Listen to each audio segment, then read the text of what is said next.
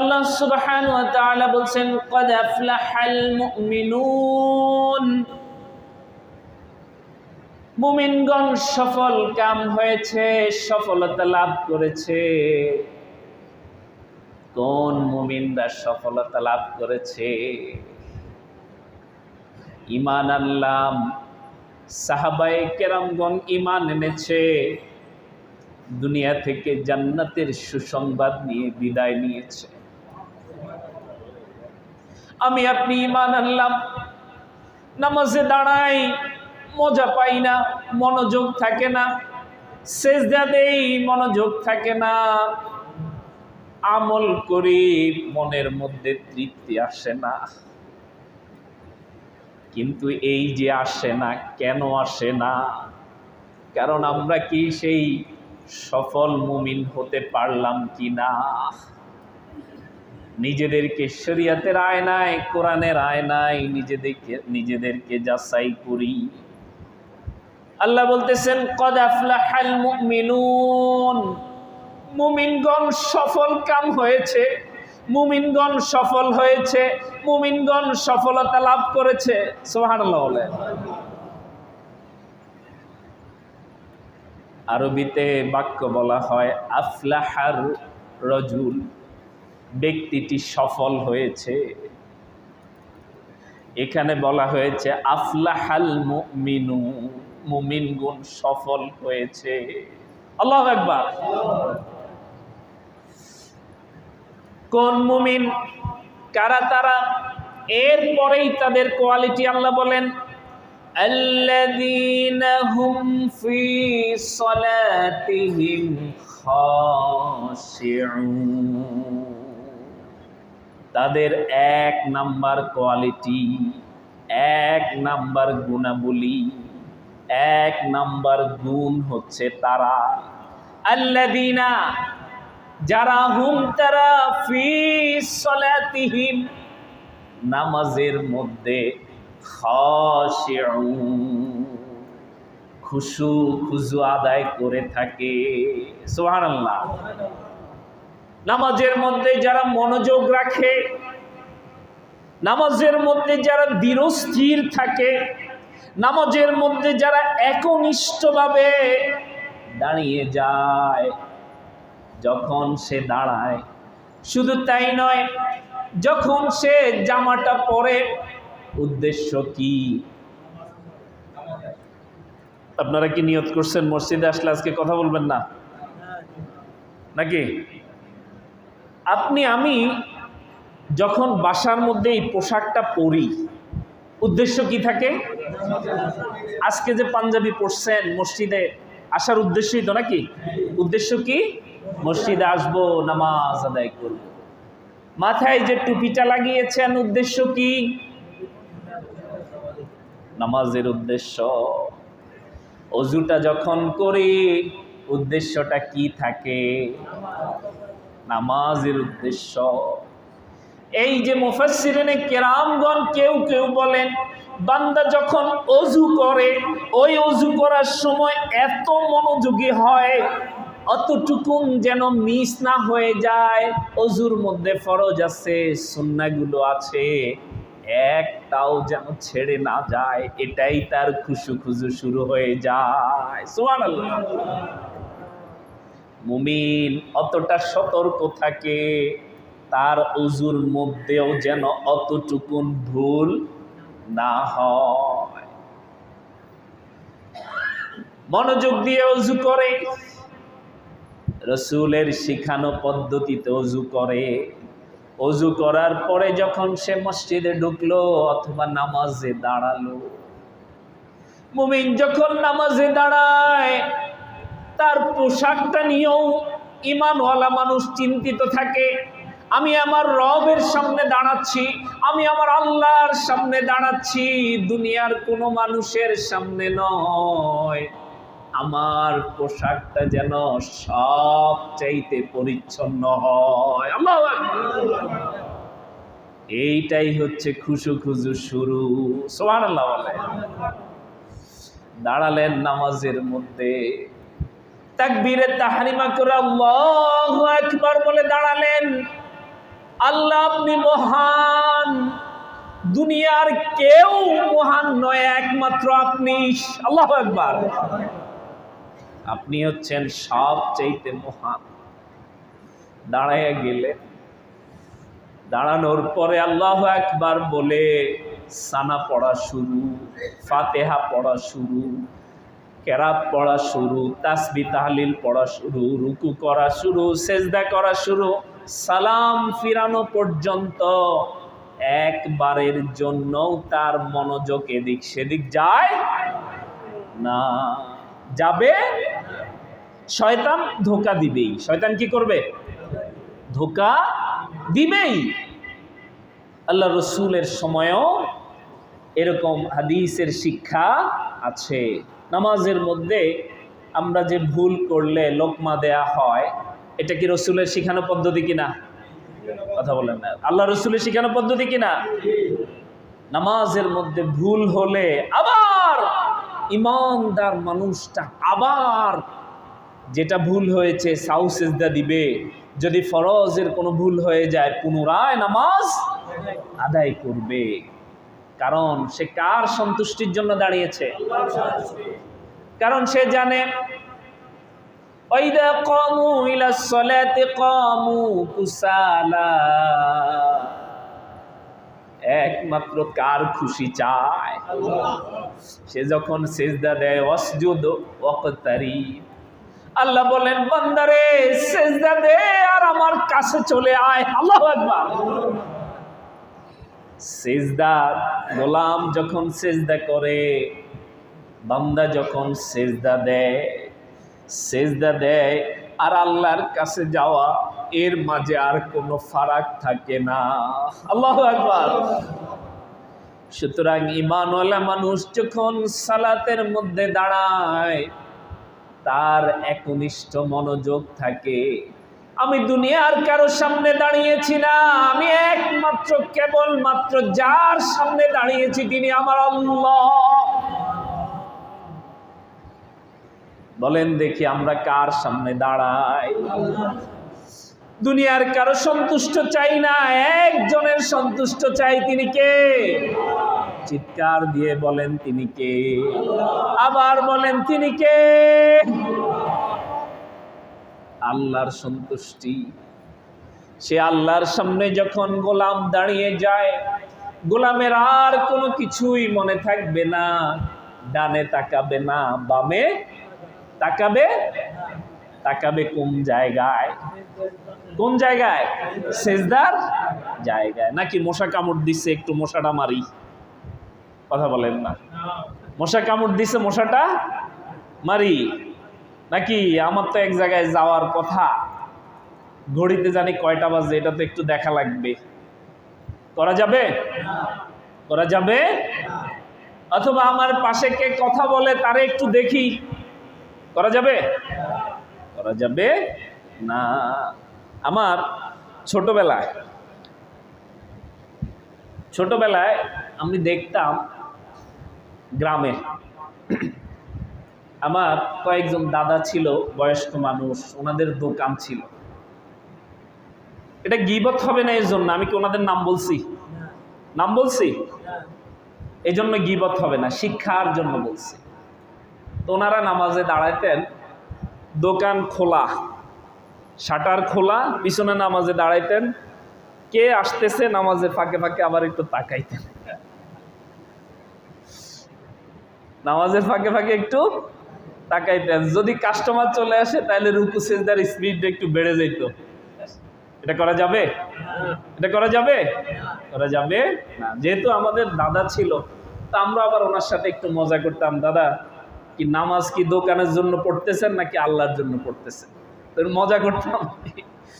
তো এটা বলার উদ্দেশ্য হলো এই, আমাদের হার্টের ভিতরে, আমাদের অন্তরের ভিতরে নিতে হবে কার খুশি? কথা বলে কার খুশি? কার খুশি? নবী করিম সাল্লাল্লাহু আলাইহি ওয়াসাল্লাম এক আল্লাহর বান্দাকে নামাজ পড়তে দেখলেন, এক সাহাবীকে। নামাজ পড়তে দেখলেন ওই সাহাবী নামাজের মধ্যে এভাবে দাড়ির মধ্যে হাত দিচ্ছেন। কিসের মধ্যে? দাড়ির মধ্যে হাত দিচ্ছেন। আল্লাহ রসুল ওই দাড়ির মধ্যে হাত দেখে আল্লাহ রসুল বললেন, লা খাশা কলবাহু ওয়ালা খাশাআত জাওয়াইরহু। যার অন্তর নামাজের মধ্যে নাই তার বাহ্যিকটাও নামাজের মধ্যে, যার অন্তর যদি কারো নামাজের মধ্যে না থাকে তার বাহ্যিকটাও তার প্রকাশ পেয়ে যাবে, তার প্রকাশটাও এভাবে হয়ে যাবে, তার পোশাকের মাধ্যমে ইয়ার মাধ্যমেই সেটা প্রকাশিত হয়ে যায়। এটা আল্লাহ রসুল বলে দিয়েছেন। সুতরাং নামাজের মধ্যে জামাটা একটু ঠিক করি, জামাটার মধ্যে একটু ইয়া পড়ে গেছে, একটু টোকা দিয়ে সরাই, এটা করা যাবে? এটা করা যাবে? একটাবার চিন্তা করেন, দুনিয়ার কোনো এমপির সামনে, দুনিয়ার কোনো মিনিস্টারের সামনে যদি আপনি দাঁড়ান, আপনি যদি দাঁড়াই, তার সাথে যদি কথা বলি, আমাদের মনোযোগ কোন দিকে থাকবে? এমপি সাহেব কথা বলতেছে আমার সাথে, আমি অন্যদিকে তাকায় থাকবো? কোনো মন্ত্রী, আমি মন্ত্রী সাহেবের সাথে কথা বলতেছি, অন্যদিকে তাকায় কথা বলবো? দুনিয়ার এইটুকুন যদি আমাদের বুঝে আসে যে আল্লাহর সন্তুষ্টি আমার আপনার জন্য একমাত্র উদ্দেশ্য, যে আল্লাহর সন্তুষ্টি ব্যতীত আমার নামাজ কবুল হবে, আমার ইবাদত বন্দেগী কবুল হবে, কোনো কিছুই কবুল হয় না। সে আল্লাহর সামনে আমি দাঁড়িয়েছি নামাজ আদায়ের উদ্দেশ্যে, আল্লাহর হুকুম পালনের উদ্দেশ্যে, এদিক সেদিক তাকানো যাবে? কথা বলে না, এদিক সেদিক তাকানো যাবে? সম্পূর্ণ খুশু খুজুর সহিত সালাত আদায় করা লাগবে। আল্লাহ তাআলা কবুল করুন, বলে আমিন। নামাজের আরকান আহকাম কোনোটাই ছেড়ে দেয়া যাবে, পরিপূর্ণভাবে আদায় করাই হচ্ছে খুশু খুজু। আমরা তো কেরাত পড়ার পরে যখন রুকুতে যাই, অনেক আল্লাহর গোলাম আছে, অনেক আল্লাহর বান্দা আছে, রুকু থেকেই আবার কোথায় চলে যায়? সেজদায় চলে যায়। যায় কি যায় না? অথচ রুকু থেকে সোজা হয়ে দাঁড়াতে হবে, না হলে নামাজ হবে? নামাজ হবে? দুইটা সেজদার মাঝখানে কি করতে হবে? একটা সেজদা দিয়া মাথাটা একটু উঠাই, আবার আরেকটা সেজদা। এরকম দেয় কি দেয় না? এরকম দেয় কি দেয় না? এটা করা যাবে? দুই সেজদার মাঝখানে সোজা হয়ে বসে আল্লাহ রসুল দোয়া পড়েছেন, আল্লাহুম্মা গফিরলি ওয়ারহামনি ওয়াহদিনি ওয়াআফিনি ওয়ারযুকনি। আরো দোয়া পড়েছেন। আর কিছু না পারেন, আল্লাহুম্মা গফিরলি, আল্লাহুম্মা গফিরলি, আল্লাহুম্মা গফিরলি। এটুকু বলা যায় নাকি? এটুকু তো বলা যায়, আল্লাহ আমাকে ক্ষমা করুন, আল্লাহ আমাকে ক্ষমা করেন। বসা লাগবে দুই সেজদার মাঝখানে। আল্লাহ তাআলা কবুল করুন, বলে আমিন। এটাই হচ্ছে আল্লাযীনা হুম ফি সালাতিহিম খাশিউন। সালাত পরিপূর্ণভাবে আদায় করতে হবে। নবী করিম সাল্লাল্লাহু আলাইহি ওয়াসাল্লাম যেইভাবে সালাত আদায় করেছেন, এইভাবে খুশু খুজুর সাথে সালাত আদায় করা লাগবে। কি বলেন? এইভাবে সালাত আদায় করা লাগবে। আমাদের ইবাদত বন্দেগী দেখলে মনে হয় আমাদেরকে কে জানি রশি দিয়া মনে হয় বেঁধে আনছে নামাজের মধ্যে। কোনো রকম 2 রাকাত নামাজ খালি আদায় করে দৌড়। এরকম মুসল্লি এই মসজিদে নাই। আল্লাহ তাআলা হিদায়াত করুক, বলে আমিন। এবার আসেন, 1 নাম্বার গেল কোন মুমিনরা সফল, 1 নাম্বার গেল। 2 নাম্বার হচ্ছে আল্লাযীনা হুম আনিল লাগবি মুরিদুন। ওয়াল্লাযীনা হুম আনিল লাগবি মুরিদুন। আমরা বেফাস কথাবার্তা বলি কি বলি না? কথা বলেন না, বেফাস কথাবার্তা বলি? ফাহেসা কথাবার্তা আমাদের মধ্যে আছে? কম না বেশি? কম না বেশি? ওয়াইদা মাররু বিল্লাগবি মাররু কিরামা। যেখানে বেফাস কথা হয় মুমিনগণ সেখান থেকে কি করে? কি করে?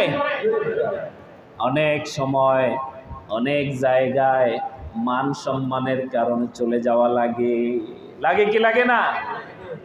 এই যে আপনার ভিতরে ঢুকে গেছে, এই জায়গায় থাকা যাবে না, এই শব্দ শোনা যায় না, এই শব্দটা আমার কানে নেওয়া যাবে না, তার মানে আমার আপনার ভিতরে ঈমান আছে। আলহামদুলিল্লাহ। যদি এই অনুভূতি না থাকে, ওইটুকুন অনুভূতি যদি না থাকে, ঠিক আছে বসে থাকি না, চলতে থাকুক বেফাস কথাবার্তা, যেই কথার কোনো অর্থ নাই। এরকম কথা এই সমাজে হয় না, এরকম কথা এই মহল্লাতে হয় না, দোকানপাটে এরকম কথা হয়। টি স্টল আমাদের পার্লামেন্ট নাকি যা আছে, আন্তর্জাতিক পলিটিক্স থেকে শুরু করে ন্যাশনাল পলিটিক্স যা আছে সব কিছু চায়ের দোকানে আলোচনা হয় কি হয় না? এটাই হচ্ছে টি স্টল পার্লামেন্ট নাকি? টি স্টল পার্লামেন্টের আবার কিছু মেম্বার আছে যাদের কোনো কাজ কাম নাই, যাদের কি নাই, কোনো কাজ কাম নাই, বসে বসে এই বেফাস কথাবার্তা হতে থাকে। অথচ আল্লাহ রসুল কি বলেছেন? দুনিয়ার মধ্যে সর্বোত্তম স্থান হচ্ছে মসজিদ, আর নিকৃষ্ট জায়গা হচ্ছে বাজার। আর সেই বাজারের মধ্যে আমাদের আড্ডা কম না বেশি? কম না বেশি? আল্লাহ তাআলা আমাদেরকে হেফাজত করুন। বেফাস ফাহেসা কোনো কথাবার্তা বলা যাবে? গালিগালাজ একটু একটু করা যাবে? গালিগালাজ একটু একটু শোনা যাবে? ঝগড়া লাগলে বোঝা যায় কে কত গালি পারে নাকি? কম্পিটিশন শুরু হয় ঝগড়া যদি লাগে। এমনি ভালো মানুষ, কিন্তু একটু লাগলে বোঝা যায় যে ওনার ভিতরে কি আছে। আল্লাহ তাআলা আমাদেরকে হেফাজত করুন বলে আমিন। এই যে যারা গালিগালাজ দেয়, মুনাফিকের তিনটি আলামত আমরা জানি। 4 নাম্বার যে আলামত, 4টা আলামতের কথা বলা হয়েছে, কোন হাদিস আবার 3টার কথা বলা হয়েছে। 4টা আলামতের মধ্যে সর্বশেষ যে আলামত, এটা হচ্ছে কি? গালিগালাজ করে। সে কথায় কথায় গালি দেয়, এবং ঝগড়া লাগলে তো আর বলাই যায় না তার মুখ থেকে কি বের হয়। এই জাতীয় ব্যক্তি স্পষ্ট আল্লাহ রসুলের ভাষায় এরা হচ্ছে মুনাফিক। এরা কি? এরা কি? নাকি মুমিন? মুমিন না মুনাফিক? মুনাফিক। এবার নিজেদেরকে নিজেরা কোরআনের আয়নায় নিজেদেরকে দেখি। তাহলে 2 নাম্বার গেল, ওয়াল্লাযীনা হুম লিয-যাকাতি ফাঈলুন। আর এরাই হচ্ছে তারা আরেক শ্রেণী, এরা হচ্ছে তারা যাকাত আদায় করে না। বিভিন্ন জায়গায় যাকাত আদায়ের কথা বলা, এরা হচ্ছে তারা তাদের সম্পদ থেকে যাকাত দেওয়ার জন্য কার্যক্রম করে থাকে, সর্বদা চিন্তিত থাকে। যাকাত আদায় করার ক্ষেত্রে তারা নিজেদেরকে নিয়োজিত রাখে, নিজের সম্পদের ক্ষেত্রে তারা সতর্ক থাকে, বেখেয়াল থাকে না। সম্পদ যাকে আল্লাহর দেয়া আমানত মনে করে, সম্পদটাকে আল্লাহর দেয়া আমানত মনে করার পরে সে এটাকে কর্ম মনে করে যে আমার যাকাত কি পুড়ে গেছে কিনা খবর রাখে, হিসেব রাখে, সতর্ক থাকে, বেখেয়াল হয় না। নিজের ব্রেনের ভিতরে এটাকে ঢুকিয়ে নেয়, হার্টের মধ্যে এটাকে সতর্ক করে নেয়, অন্তঃকরণে গেঁথে নিয়েছে যাকাত আদায় করা আমার সময় হয়ে গেছে, হিসেবে চলে আসছে, কত দ্রুত সেটা আদায় করবে। সুবহানাল্লাহ বলে। এরকম অস্থির আমাদের মধ্যে আছে না নাই? আছে। আল্লাহ তাআলা কবুল করুন, বলে আমিন। এরপরে হচ্ছে আল্লাযীনা হুম লিফুরুজিহিম হাফিজুন, এবং যারা তাদের নিজেদের লজ্জাস্থানকে হেফাজত করে থাকে। নিজেদের লজ্জাস্থানকে তারা হেফাজত করে কার খুশির জন্য? বলেন দেখি, কার খুশির জন্য? দুনিয়ার কোন মানুষের খুশির জন্য নয়, একমাত্র কেবলমাত্র তার খুশির জন্য। তিনি কে? الذين هم لفروجهم حافظون, তারা তাদের লজ্জাস্থানকে হেফাজত করে থাকে। কিভাবে হেফাজত করে? এমন একজন মুমিনের বিষয়ে হাদিস শরীফে এসেছে,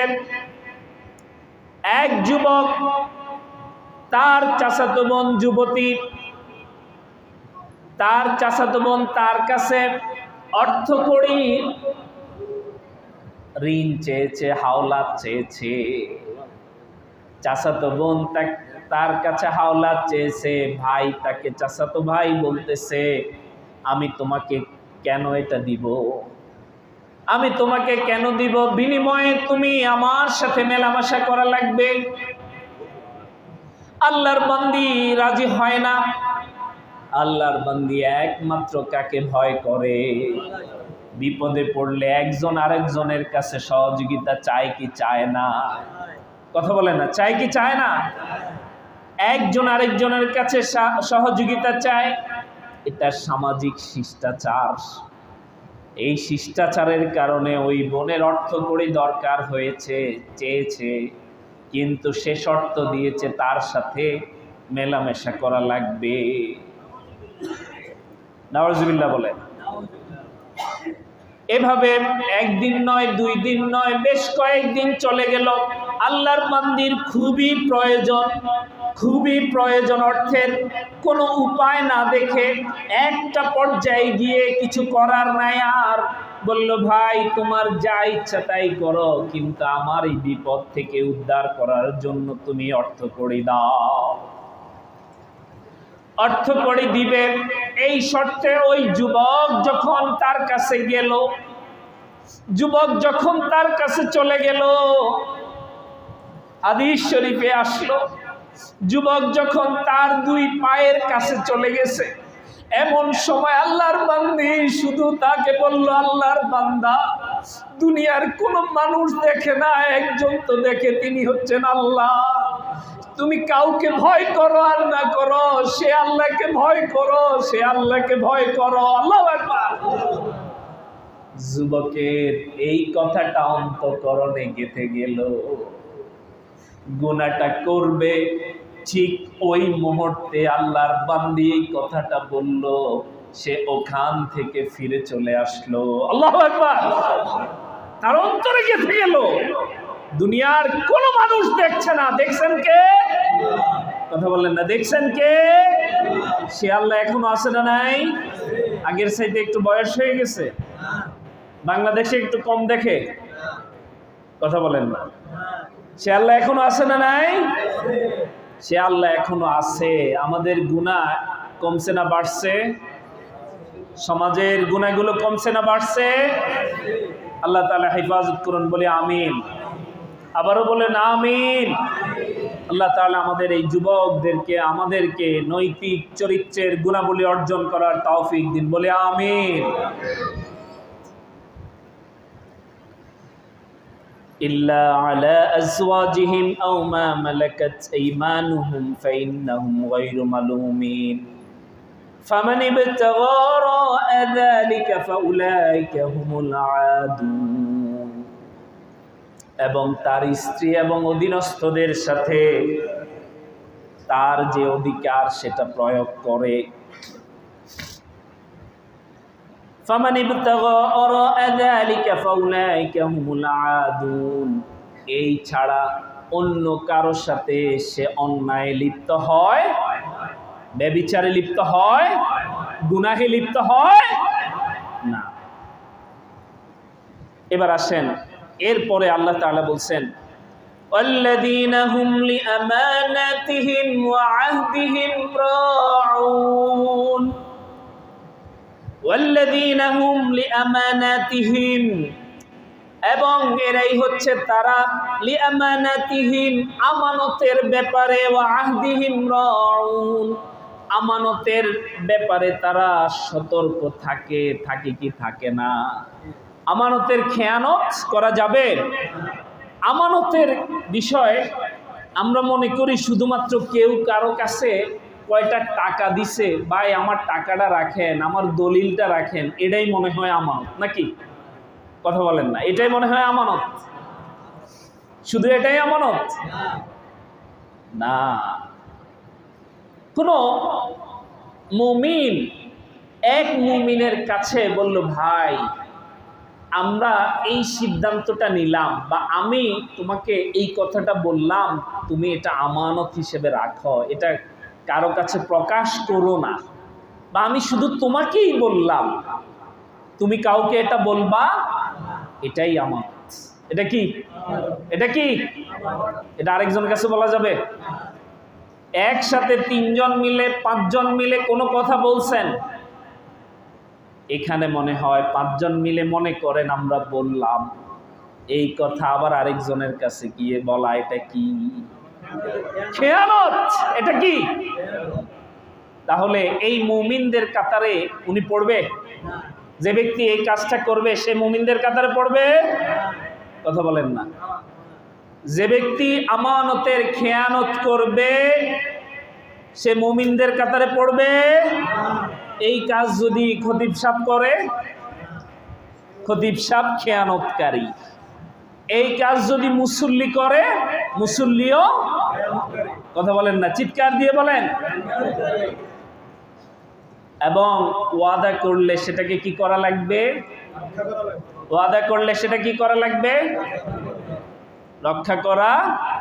মনে করেন আপনি আমার দাওয়াত দিলেন, আপনি আমার কি করলেন? দাওয়াত দিচ্ছেন। কোনো কারণে আপনাকে আমার পছন্দ না, আমি ইনাইয়া বিনাইয়া ঘুরাইয়া পেঁচাইয়া বিভিন্ন কথা বলে আপনার এটাকে অ্যাভয়েড করার চেষ্টা করতেছি। আপনি আচ্ছা ঠিক আছে দেখি যেতে পারি। পরে বললাম যে ভাই আসলে আমার উদ্দেশ্য হচ্ছে আমি যাব। পরে বললাম যে ভাই আপনি জিজ্ঞেস করলেন, আপনি সব আয়োজন করে ফেললেন, অপেক্ষা করতেছেন, আমার মনের উদ্দেশ্য হচ্ছে আমি যাব না।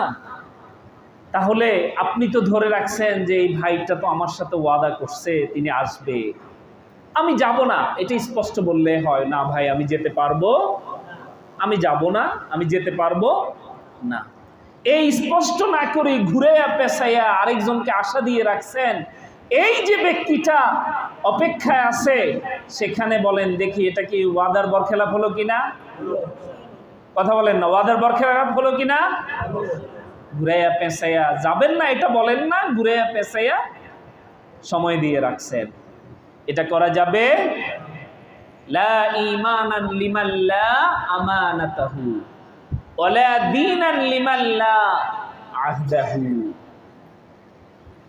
তার ঈমান নাই যে ব্যক্তি আমানতের খেয়ানত করে। আল্লাহ রাসূল বলতেছেন ওই ব্যক্তির ঈমান নাই যে ব্যক্তি আমানতের খেয়ানত করে, আর ওই ব্যক্তির কোনো দিন নাই যে ব্যক্তি ওয়াদার বরখেলাপ করে।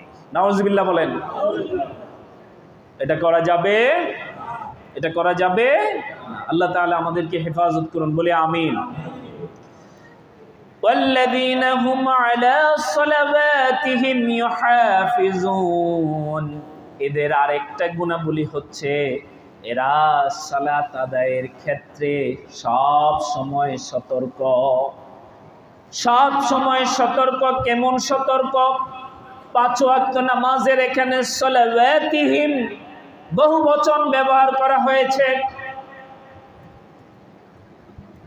সালাতের ক্ষেত্রে ফজর যেমন আদায় করেছে ওয়াক্ত অনুযায়ী, জোহরের ক্ষেত্রে সে ওয়াক্ত অনুযায়ী আদায় করবে, আসরের ক্ষেত্রে ওয়াক্ত অনুযায়ী আদায় করবে, এক ওয়াক্ত আদায়ের পরে আরেক ওয়াক্ত চলে যাবে, এমন সময় যায় যায় অবস্থায় দৌড়ায় এসে নামাজ পড়বে, আল্লাহ রে আর কয় মিনিট, 5 মিনিট আছে, যাই তো নামাজটা পড়ি। এরকম মুসল্লি এই মসজিদে নাই? গত জুমায় আলোচনা করছিলাম, এরকম মুসল্লি আমাদের মহল্লায় নাই নাকি? সবাই নামাজের বিষয়ে সচেতন, আর 2টা ওভার খেলাটা দেখে যায়, তারপরে নামাজটা পড়ি নাকি? ক্রিকেট খেলা চলতেছে মনে করেন টিভিতে, আর 2 ওভার শেষ হোক, তারপরে নামাজটা পড়ি। এই সংবাদটা দেখি আমার নেতা কি বলতেছে, বক্তব্যটা শেষ করে নেই, আরে আমার নেত্রী কি কথাটা বলতেছে একটু শেষ করে নি, এই 2 মিনিট এরপরে যাবো একে জামাতে। এরকম মুসল্লি আছে না নাই? কথা বলেন, এরকম মুসল্লি আছে না নাই? আল্লাহ তাআলা আমাদেরকে হেফাজত করুন বলে আমিন। যদি আমরা এই বিষয়গুলোর প্রতি সতর্ক হতে পারি, যদি আমরা এগুলোর বিষয়ে সতর্ক হই, এরাই হচ্ছে কদ আফলাহাল মুমিনুন, এরাই কি সফলকাম মুমিন। এবং এদের বিষয়ে আবার 10 নম্বর আয়াতে আল্লাহ বলছেন উলাইকা হুমুল ওয়ারিসুন, এরাই হচ্ছে ওয়ারিস। এরাই হচ্ছে কি ওয়ারিস, আল্লাযীনা ইয়ারিসুনাল ফিরদাউসা হুম ফিহা খালিদুন। সুবহানাল্লাহ বলেন। আল্লাহ বলতেছেন এরা হচ্ছে সেটার অধিকারী। কিসের অধিকারী? ফিরদাউস। আমরা জান্নাতুল ফিরদাউসের কথা বলি না? জান্নাতুল ফিরদাউসের অধিকারী এরা। হুম ফিহা খালিদুন, তারা সেখানে চিরস্থায়ীভাবে বসবাস করবে। সুবহানাল্লাহ বলেন। এবং জান্নাতুল ফিরদাউসের কথা হাদিস শরীফে আসছে, রাসূল করিম সাল্লাল্লাহু আলাইহি ওয়াসাল্লাম বলেছেন আল্লাহ রাব্বুল আলামিনের আরশ আজিমের নিচে থাকবে জান্নাতুল ফিরদাউস। সুবহানাল্লাহ বলেন। সবচাইতে সম্মানিত জান্নাতের মালিক হয়ে যাবেন যদি এই গুণগুলো অর্জন করা যায়। বলি আমিন।